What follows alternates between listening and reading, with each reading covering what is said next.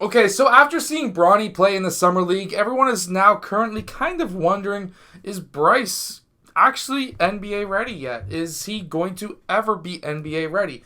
Bronny had a lot of hype, so does Bryce James. So let's get down and let's check out Bryce James and see if he's actually ready to play in the NBA, and if he's doing things already that could translate to the NBA.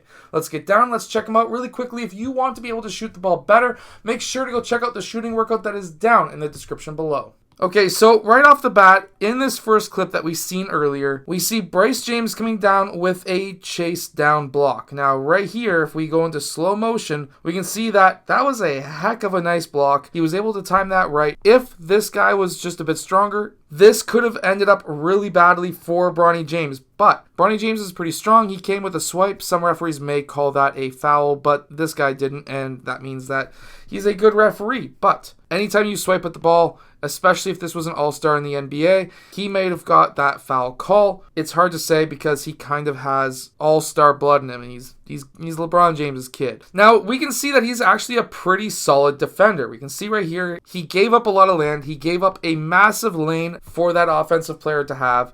However, he was able to still block that shot. Is he going to be able to get away with giving a player an open lane just to block their shot at the NBA level? Probably not. This guy is going to be very strong.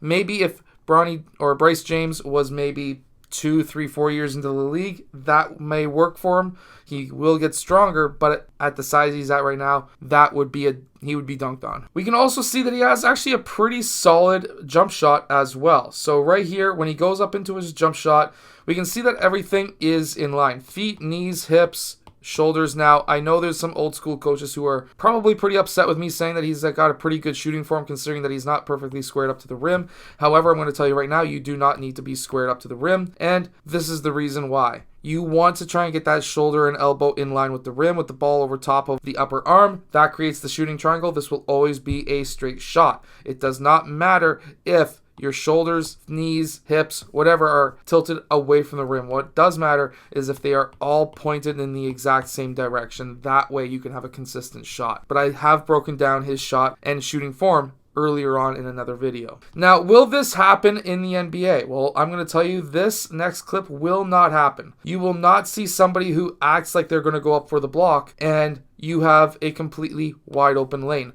See, now this is why more and more Canadian teams are winning in the United States. And the reason being is you see lots of this, which is, oh, I'm not going to go for the block, but I got to that spot early. I'm just going to act. I'm playing fake defense. What this guy should have done is he should have got in front of that restricted zone, got a foot there, got a foot there. He had plenty of time. All you need to do is to make that shot difficult. He was already gathered at this point back here. You get in front.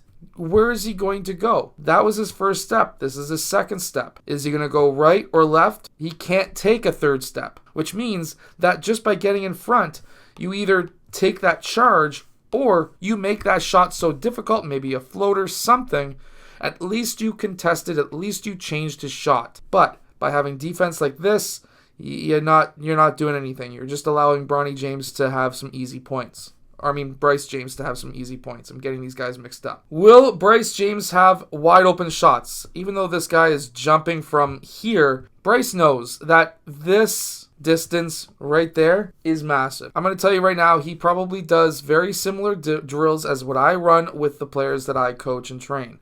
And he knows exactly what his arc is going to look like. He knows exactly how far away that hand is and how much time he has for him to get that shot off. You have to close out faster. You need to be jumping from here, not here.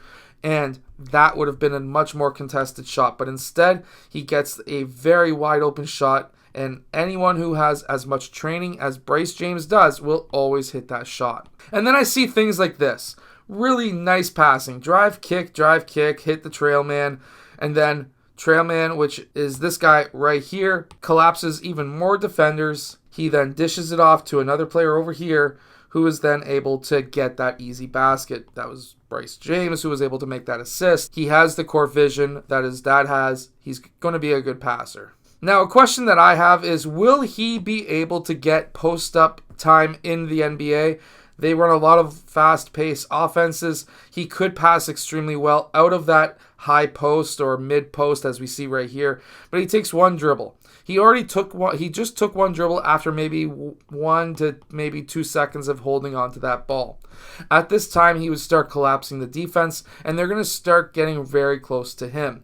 Some, if there's any out on the perimeter, they may start digging in on him. It's hard to say, but this is too long to have that ball. Second dribble, now players are starting to reach. At this time, there will be more and more players collapsing in on Bryce James. You're not going to see that at the NBA, at the high school level, unless you're playing a team that's running team defense. And he's able to get a little bit of body contact, which is good. He's going to need more body contact at the NBA, but this guy is quite small versus what you would find at the NBA. Plus, his hands are over top of his body, which means that, of course, this could be a foul if he goes straight up, if the referee feels like calling it that day. And then Bryce James is able to fade away. He's able to get that knee up. He's going to need to get that knee up just a bit higher at the NBA level to create a little bit more separation. He's got a nice high release. Everything is in line. And this is exactly what you want to see. He's got a good release. He's got that same degree as if he was shooting a straight up and down shot, but because his body is tilted, this is going to be a much higher release,